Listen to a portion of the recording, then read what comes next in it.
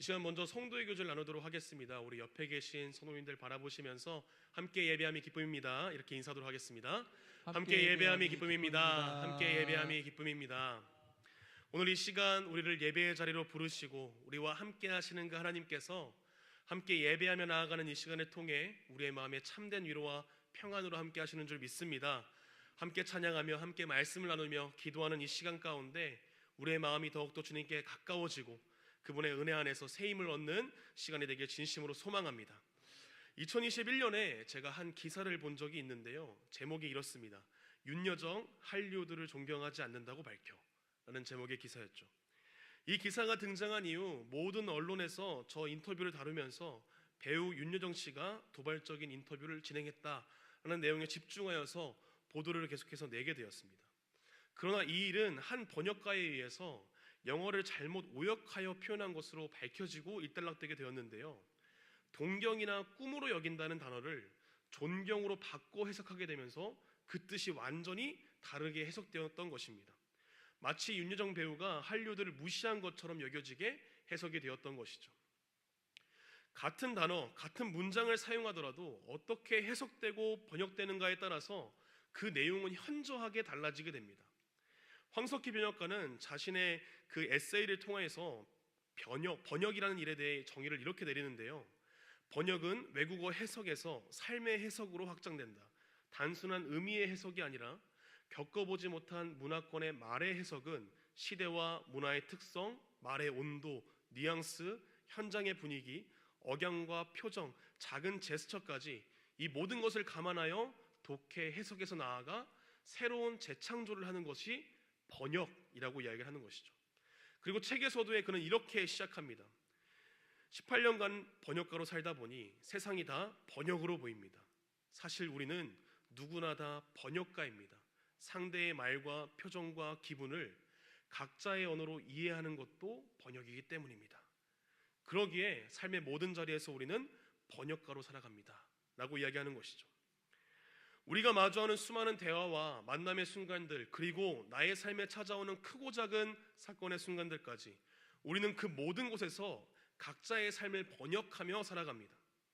우리는 각자의 삶에서 각기 다른 사건과 상황을 살아가면서 그 순간을 우리의 삶과 우리의 언어 속에서 번역을 하기 때문인 것이죠. 그러기에 누군가는 고난을 실패로 번역하기도 하고 우리의 삶의 문제를 어려움으로 번역하기도 하고 나의 삶의 모습에 대해서 실패와 성공의 모습으로 각각 다르게 번역하기도 하는 것이죠. 그렇다면 여기에서 한 가지의 질문이 생깁니다. 지금 우리는 우리의 삶을 어떻게 번역하며 살아가고 계신가요? 오늘 본문은 사도 바울의 인생을 조명하는 것으로 오늘 말씀을 시작합니다. 유대인 종교 지도자들의 앞에 서서 예수 그리스도와 그의 추종자를 핍박하고 공격하는 일에 앞장섰던 그 한 사람, 유대교 안에서 뛰어난 지도자가 될 수 있는 제목으로 강력하게 부각되어 가고 있던 인물이자 그리스도인들에게는 고통과 핍박의 상징과도 같았던 인물로 바울은 오늘 성경 속에 등장하게 되는 것이죠. 그러나 다메섹 도상에서 밝은 빛을 만나게 되고 그 안에서 예수 그리스도를 만나게 되었을 때 그의 인생은 더 이상 핍박자나 또는 박해자가 아니라 예수 그리스도의 복음을 전하는 사도로 살아가며 자신의 열심이 아니라 하나님의 은혜로 살아가며 복음을 전하는 자의 삶으로 번역되어 살아가게 됨을 오늘 말씀을 통해서 보게 됩니다.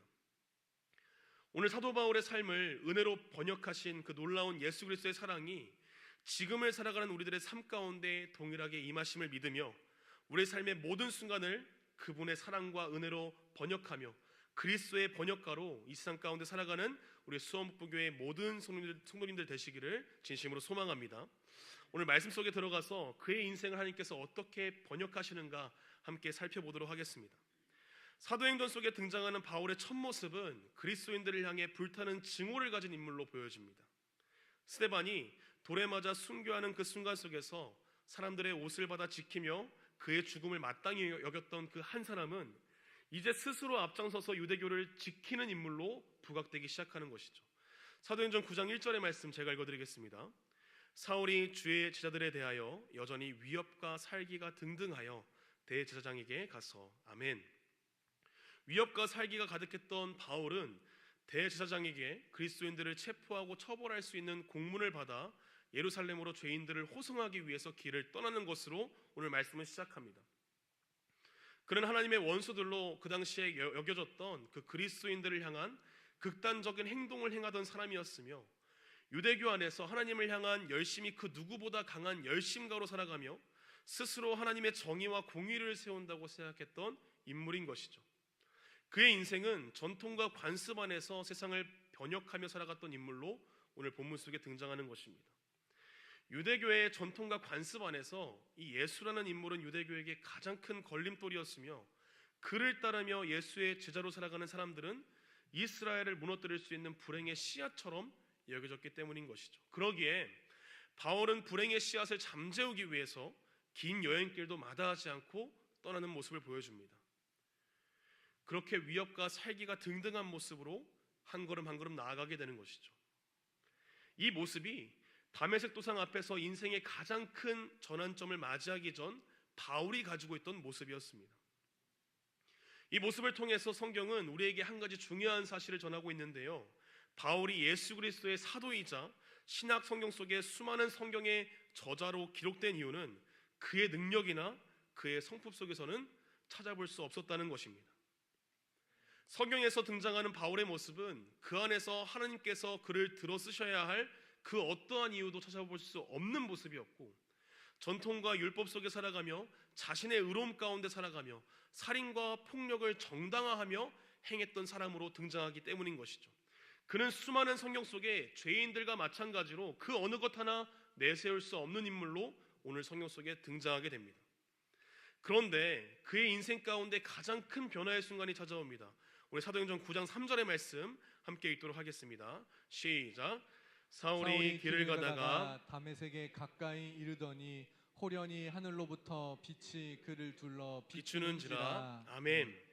살기가 등등하여 나아가다 다메섹 가까이 이르렀을 때 하늘에서 빛이 그를 둘러 비추며 예수님께서 바울을 만나십니다. 사울아, 내가 어찌하여 나를 박해하느냐. 그 누구도 멈출 수 없었던 폭주기관차 같은 그의 인생을 멈추시는 예수님의 손길 앞에 서게 된 것이죠. 그리고 예수님께서는 직접 그의 인생길을 조정하십니다. 왜 바울은 지금 이러한 극적인 순간을 맞이해야 했을까요? 그의 인생에 그 누구도 감당할 수 없는 큰 소명 앞에 그를 부르시기 위함이었을까요? 큰 소명 앞에는 큰 부르심이 필요하기 때문이었을까요? 어린 시절에 제가 부모님을 모시고 학교에 갔던 기억이 딱 한 번 있습니다. 큰 덩치에 비해서 제가 소심해서 그렇게 큰 사고는 치지 못하는 겁이 많은 아이였는데요, 초등학교 시절에 종례 이후에 복도 청소를 마치고 반에 들어왔는데 그 당시에 이제 반 안에서 따돌림을 당하던 친구가 대다수의 다른 친구들과 말싸움을 벌이고 있었던 것입니다. 아무 생각 없이 싸움을 흥미진진하게 구경하던 저는 갑작스럽게 들어오신 선생님에 의해서 같이 붙잡히게 되었고, 공모자로 억울하게 연행되어서 부모님을 학교에 모시고 오게 된 것이죠. 그리고 부모님과 함께 선생님과 상담을 하게 되었습니다. 그 당시에는 억울하기만 했던 그 상황들을 지금 다시 생각해 보니 그만큼 그 상황이 엄청난 잘못이었다는 것을 생각하게 됩니다. 그저 단순한 꾸지람으로서는 해결돼서는 안 되는, 마음속 깊이 이 상황에 대한 심각함과 잘못됨을 받아들이고 다시는 그런 문제와 상황 속에 동조해서는 안 돼야 됨을 알아야 했던 순간이었던 것이죠. 다메섹을 향해 나아가던 바울 앞에 예수님께서 직접 나타나셔야 했던 이유는 무엇일까요? 바울이 계속해서 그 모습 그대로 살아간다면 다시 돌아올 수 없는 끔찍한 결과를 맞이할 수밖에 없는 상황이었기 때문인 것이죠. 디모데전서 1장 13절 상반절 말씀에 바울은 자신의 모습을 이렇게 고백합니다.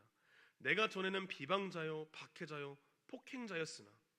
이 문장을 메시지 성경에서는 이렇게 번역하는데요, 이 사역을 위해 내가 가진 자격이라고는 비난하는 말과 무자비한 박해와 교만함이 전부였습니다. 바울은 스스로 이렇게 이야기합니다. 나에게 맡겨진 사역을 감당하기 전에 나의 모습은 비난과 무자비한 박해와 교만함이 전부인 인생을 살아왔다는 것이죠. 이는 사역자로서 바울이 겸손함이나 또는 하나님께 영광을 돌리기 위한 자기 비하의 표현이 아니었습니다. 바울은 스스로 그러한 인생을 살아갔던 인물인 것이죠. 하나님 앞에 나설 수 없는 큰 죄악을 가지고 살아가던 인물, 불신과 무지함 속에서 잘못된 열심을 행하며 살아갔던 죄인 중의 괴수가 바울이었던 것입니다. 우리가 지금까지 살펴본 바울의 첫 모습을 통해서 성경은 우리에게 큰 깊은 깨달음을 줍니다. 바울의 인생은 그 어느 것 하나 하나님 보시기에 쓰임받거나 예쁨 받을 구석이 없는 자기 멋대로 만들어진 그릇이었다는 사실인 것이죠. 우리는 바울에 대해서 떠올릴 때 가장 먼저 그가 했던 자랑 앞에서 바울을 판단하게 됩니다. 8일 만에 할례를 받고 이스라엘 족속이며 히브리인 중에 히브리인이며 율법으로는 바리새인이며 율법의 의로 흠이 없는 자였음을 떠올립니다. 또한 사도행전 22장 3절의 말씀에 기록되어 있는 것처럼 나는 유대인으로 길리기아 다소에서 났고 이 성에서 자라 가말리엘 문화에서 우리 조상들의 율법에 엄한 교훈을 받았고 오늘 너희 모든 사람처럼 하나님께 대하여 열심히 있는 자라. 아멘. 유대인으로서 가말리엘이라고 불리는 유력하고 존경받는 학자 밑에서 배우며 하나님에 대해서 열심히 있던 자였음을 먼저 떠올리게 되는 것이죠. 이러한 배경이 있기에 바울은 하나님 앞에 크게 쓰임받을 수밖에 없었다고 생각합니다. 그러나 오늘 이 사도행전의 저자 누가는 바울을 그러한 시각으로 바라보지 않습니다. 그를 둘러싸고 있는 배경을 바라보지 않습니다. 그저 바울은 하나님의 은혜 없이는 단 하루도 살아갈 수 없는 무자비한 폭력을 행하던 죄인이었음을 우리에게 보여주고 있는 것이죠. 바울의 인생은 하나님이 직접 찾아오시지 않으면 안 될 정도로 고장나게 되어 있었고 브레이크가 고장난 자동차처럼 스스로 돌이켜 바른 길로 나아갈 수 있는 능력이 없었던 것으로 나타나고 있는 것입니다.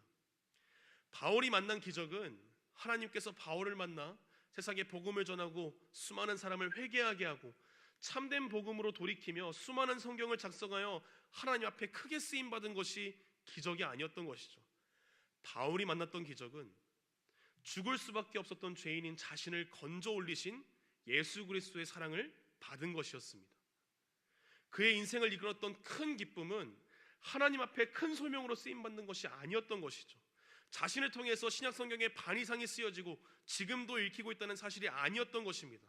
병자들을 고치고 귀신 들린 자들을 고치고 그러한 역사들이 그의 인생의 큰 기쁨이 아니었던 것이죠. 자신의 삶으로는 절대 나아갈 수 없는 그 순간 그 자리 그 공동체로 불러주심이 바울의 인생 가운데 참된 기쁨이었던 것입니다. 이것이 예수 그리스도를 만난 인생이 누리는 진짜 복임을 믿으시길 바랍니다. 바울의 삶을 이끌었던 것은 자신이 세운 교회의 숫자나 자신을 통하여 회심하거나 병고침을 받거나 귀신을 내쫓겼던 그리스도인들의 숫자가 아니었습니다. 그의 인생을 찾아오시고 만나주셔서 죄인 중에 괴수의 삶을 하나님의 자녀로 번역하신 그 예수 그리스도의 보혈의 피로 인한 은혜가 그를 이끌었던 것이죠. 자신의 힘으로는 절대 나아갈 수 없으며 자신의 과오를 씻을 수도 없는 죄인인 자신을 깨끗하게 씻겨주시고 구원의 약속 안에 거하게 하시는 그 기쁨이 바울 안에 있었다는 것입니다. 오늘 이 말씀을 바라보며 때로는 우리 마음 가운데 오해 가운데 빠지게 되는 순간들을 바라봅니다. 우리의 인생이 하나님께 쓰임받기에 너무나도 부족하고 부끄러운 인생이라고 여겨지는 순간이 있는 것이죠. 또한 내가 지금 어떠한 상황 가운데 놓여진 이유는 바울과 같이 귀중하게 쓰임받지 않는 이유는 우리의 모습이 너무나도 부족하고 보잘것없기 때문이라고 생각하게 되는 순간들도 있습니다. 이러한 생각 속에서 도리어 우리의 신앙을 세상적인 관점과 시각 속에서 번역하는 잘못을 저지르곤 하는 것이죠. 그러기에 우리는 우리의 넘어짐을 어쩔 수 없는 나의 본성이나 한계로 번역하고 하나님의 침묵하시는 것 같은 그 순간을 나의 죄악이 가득한 삶에 대한 하나님의 판결로 해석하며 자신의 연약함과 부족함을 하나님의 무심함과 버림받았음으로 번역하며 살아가는 실수를 범하게 되는 것입니다. 그리고 이러한 번역의 결과 하나님을 떠나 살아가는 극단적인 결정을 하게 될 때도 있는 것이죠. 그러나 오늘 바울을 만나신 예수님께서는 우리에게 이렇게 말씀하십니다. 너희의 인생의 모습이 중요한 것이 아니라 그 인생을 담으시고 품으시는 하나님의 한없는 사랑이 중요하다는 것이죠. 우리의 삶의 유용함이나 장점이나 능력이 중요한 것이 아니라 우리를 들어 사용하시는 분의 능력이 더 크다는 사실이 중요하다는 것입니다. 우리는 지금 매주 믿음의 영웅들이라는 제목으로 주일 예배 가운데 말씀을 듣고 있습니다. 또한 매일 성경을 통하여서 여호수아의 인생을 묵상하며 나아갔죠. 그리고 우리는 각자의 삶 가운데 말씀을 통해 수많은 성경들의 인물들을 바라보게 됩니다. 그리고 우리는 한 가지의 사실을 깨닫게 되는 것이죠. 수많은 성경의 인물들을 통해서 우리가 알 수 있는 것은 수많은 성경의 인물들은 자신이 영웅이 될 수밖에 없는 자격을 가진 사람들이 아니었다는 것입니다. 오히려 수많은 성경의 인물들을 통해서 그들의 삶을 통해서 바라보게 되는 것은 하나님의 놀라우신 능력과 그분의 주권으로 각 사람을 그 자리에 부르셨다는 그 하나님의 은혜를 바라보게 되는 것이죠. 자신의 공로나 완벽함이 아니라 오직 하나님의 은혜로 쓰임받는 인생들이었다는 사실을 바라보게 되는 것입니다. 사랑하는 수원부부교회 성도 여러분, 복음으로 번역되는 인생은 이러한 인생임을 믿으시길 바랍니다.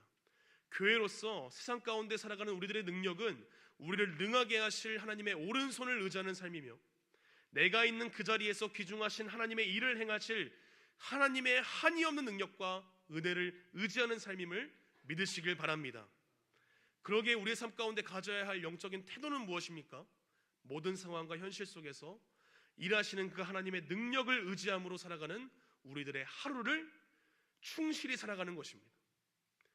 주님께서는 바울을 다메섹 길가에서 멈추게 하십니다. 그리고 한 사람을 사용하셔서 하나님의 일을 행하시는데요, 우리 함께 사도행전 9장 10절의 말씀 함께 읽도록 하겠습니다. 시작. 그때 다메섹에 아나니아라 하는 제자가 있더니 주께서 환상 중에 불러 이르시되 아나니아야 하시거늘 대답하되 주여 내가 여기 있나이다 하니. 아멘. 아나니아는 바울을 들어 사용하시려는 주님의 부르심 앞에 이렇게 대답합니다. 제가 13절과 14절의 말씀 읽어드리겠습니다. 내가 여러 사람에게 듣사온즉 그가 예루살렘에서 주의 성도에게 적지 않은 해를 끼쳤다 하더니 여기서도 주의 이름을 부르는 모든 사람을 결박할 권한을 대제사장에게서 받았나이다 하거늘. 아멘. 무슨 이야기입니까? 여러 사람들에 의해서 번역된 그 바울의 삶을 해를 끼치는 해충과도 같은 삶으로 바라보고 자신들을 결박하러 온 박해자의 모습으로 아나니아는 지금 바라보고 있습니다. 그러나 주님께서는 그의 인생을 다르게 번역하시는 것이죠. 우리 함께 15절의 말씀 함께 읽도록 하겠습니다. 시작. 주께서 이르시되 가라, 이 사람은 내 이름을 이방인과 임금들과 이스라엘 자손들에게 전하기 위하여 택한 나의 그릇이라. 아멘. 그리고 이러한 하나님의 번역 앞에 아나니아는 순종하며 바울을 찾아가 그를 위하여 안수하고 기도하고, 그렇게 바울은 하나님이 맡기신 그 사명을 향해 한 걸음 한 걸음 걸어나가는 주님의 사도로 쓰임받게 됩니다. 제가 2월 2일과 9일 주일학교 교사를 맡으신 우리 1년차부터 3년차들의 선생님과 함께 교육의 시간을 가졌는데요, 저 스스로도 이제 처음 시도하는 교육이고 어떻게 준비하고 우리 선생님들을 만나야 할까 걱정도 많이 앞섰던 순간이었습니다. 교육을 준비하면서 제 마음 가운데 들었던 생각은 괜히 한다고 했나? 라는 생각이 들면서 혹시 교육을 받고 선생님으로 섬기시는 게 더 부담스럽고 오히려 교육을 듣고 교사 그만두시면 어떡하지? 라고 생각하면서 되게 부담감 가운데 준비하게 되었습니다.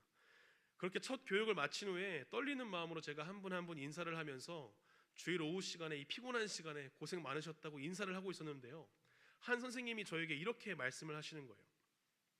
그저 아이들이 좋아서 아이들을 만나는 자리에 있었으면 좋겠다는 생각으로 교사의 자리에 있기로 결정했었는데, 그렇게 갑자기 시작한 그 교사의 직분 가운데 올 한 해에 갑작스럽게 추가로 맡아야 되는 어려운 일들이 생겨서 이 일들을 어떻게 잘할 수 있을까, 1년을 잘 버틸 수 있을까 너무나도 부담이 많이 됐다는 것입니다. 그런데 오늘 같이 교육을 하고 같이 말씀을 나누면서 교사의 자리에 부르신 분도 하나님이시고 그 자리를 감당하게 하신 분도 하나님이시고 그 자리를 책임지시는 분도 하나님이시라는 그 사실에 부담감보다는 하나님을 향한 기쁨으로 나아갈 수 있을 것 같아요, 이렇게 말씀을 해주시는 것을 제가 듣게 되었습니다.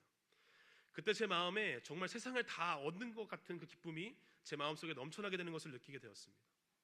사랑하는 성도 여러분, 두렵고 떨리는 마음으로 부족하게 그 준비한 그 자리를 들어 사용하시는 분도 하나님이시고 교사로서 그 자리에 부르신 분도 하나님이시며 이 모든 시간을 하나님을 믿음으로 고백할 때 끝까지 책임지시며 일하시며 함께 하시는 분 또한 하나님이시라는 사실을 바라볼 수 있었기 때문인 것이죠. 이제 말씀을 정리하겠습니다. 우리의 삶 속에서 때로는 아나니아처럼 누군가를 위해서 하나님께 쓰임받기도 하고, 때로는 바울처럼 하나님의 역사 속에서 변화와 인도하심을 경험하기도 합니다. 그러나 어떤 자리에서든지 중요한 것은 우리가 아니라 하나님께서 일하시고 영광 받으신다는 사실인 것이죠. 그저 우리가 해야 할 일은 그 모든 순간을 하나님의 시선으로 번역하며 살아가야 할 믿음을 구해야 하는 것인 줄 믿으시기 바랍니다. 하나님의 시선으로 번역될 때 우리의 실패는 하나님의 일하심을 바라볼 수 있는 곳이 되며 우리의 어려움은 하나님의 은혜를 깊게 경험할 수 있는 곳이 되는 줄 믿습니다. 우리의 어떠함이 더 이상 중요하지 않음을 알 때, 우리의 부족함이 더 이상 나의 흠이 되지 않음을 알 때, 우리는 우리에게 주어진 하나님의 구원과 사랑이 무엇이며 우리의 인생에 주어진 참된 기쁨이 무엇인 줄 알 수 있는 것이죠. 사랑하는 성도 여러분, 우리는 지금 우리의 삶을 어떻게 번역하고 계십니까?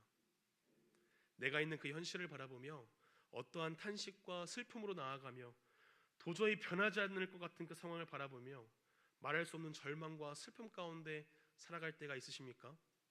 오늘 이 말씀을 통해서 하나님께서는 우리의 삶을 하나님의 시선과 하나님의 능력으로 번역하길 바라시는 그 하나님의 마음을 깊게 느끼는 이 시간 되길 소망합니다.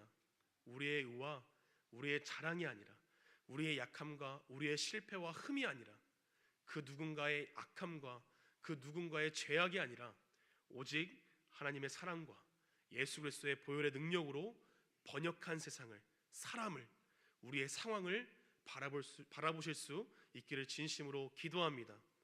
오늘 이 말씀 앞에서 우리의 삶을 주님께 맡기며 그분의 일하심 가운데 나아가 참된 평안과 쉼을 누리며 삶 가운데 임할 그 하나님의 기쁨을 누리며 나아갈 수 있는 우리 수원부교회 모든 성도님들 되시기를 진심으로 소망합니다.